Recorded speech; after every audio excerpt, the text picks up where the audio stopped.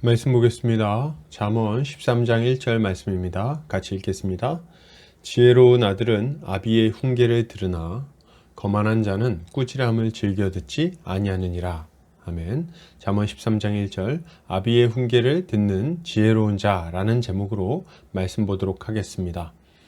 신자는 부모를 공경하라는 주님의 명령에 순종하면서 살아갑니다. 부모의 훈계를 달게 받으며 죄의 길에서 떠난 삶을 살아가는 것이죠. 오늘 본문을 통해서 이에 대해 함께 살펴보도록 하겠습니다. 오늘 잠언 기자는 지혜로운 아들은 아비의 훈계를 들으나 거만한 자는 꾸지람을 즐겨 듣지 않는다고 말합니다. 이것을 타번역본에서는 지혜로운 자식은 아버지의 훈계에 귀를 기울이지만 거만한 자식은 아무리 꾸짖어도 귀를 막고 듣지 않는다라고 번역하고 있습니다. 이것은 지혜로운 자가 아버지의 권위를 인정하고 그의 훈계를 따라 자신의 죄를 회개함으로 다시 바른 길로 가게 된다는 것을 알려주고 있는 것입니다. 이 가르침은 10계명 중 5계명과 관련이 있는 가르침이죠. 5계명에서 하나님은 내 부모를 공경하라. 그리하면 내 하나님 여호와가 내게 준 땅에서 내 생명이 길리라 라고 말씀하고 계십니다. 사람에 대한 계명 중 첫 번째로 제시되는 것이 바로 부모 공경이라는 거죠. 부모 공경이 왜 중요합니까? 하나님께서 세우신 가장 기본적인 질서이기 때문입니다. 부모는 하나님의 대리자로서 자녀를 양육하는 일을 합니다. 자녀가 건강하게 자랄 수 있도록 돌볼 뿐 아니라 그가 올바른 길로 갈 수 있도록 하나님의 계명으로 교훈하는 일을 하는 것입니다. 그런 의미에서 아버지의 훈계는 자녀가 하나님의 뜻에 어긋나게 죄의 길로 가지 못하도록 붙들어주는 생명줄이라고 할 수 있습니다.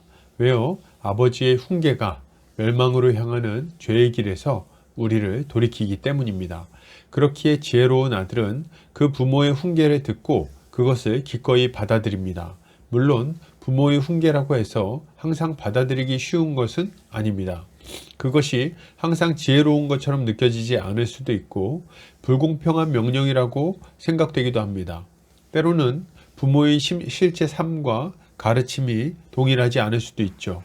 이럴 때 부모의 훈계를 받아들이기가 참 어려울 수 있습니다. 그러나 그럼에도 불구하고 지혜로운 사람은 겸손히 부모의 훈계를 받아들입니다. 왜요?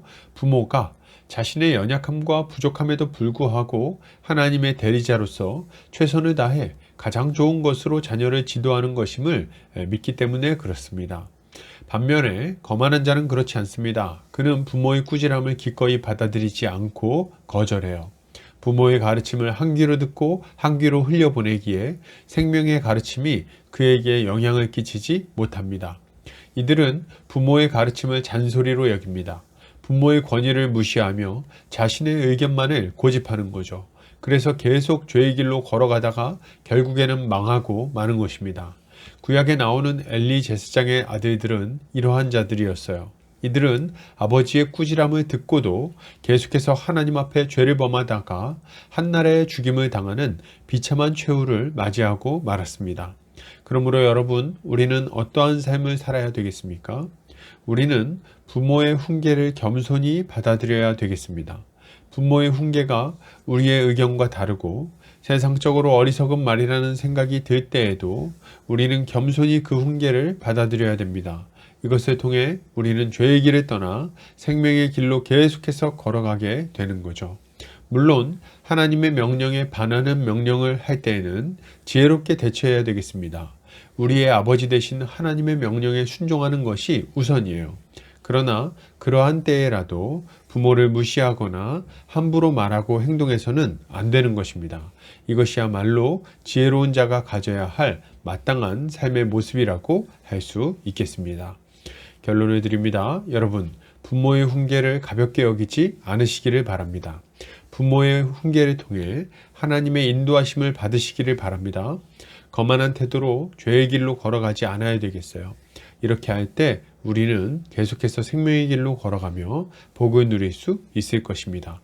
오늘도 주님의 지혜로 승리하는 성도님들 되시기를 주의 이름으로 축복합니다.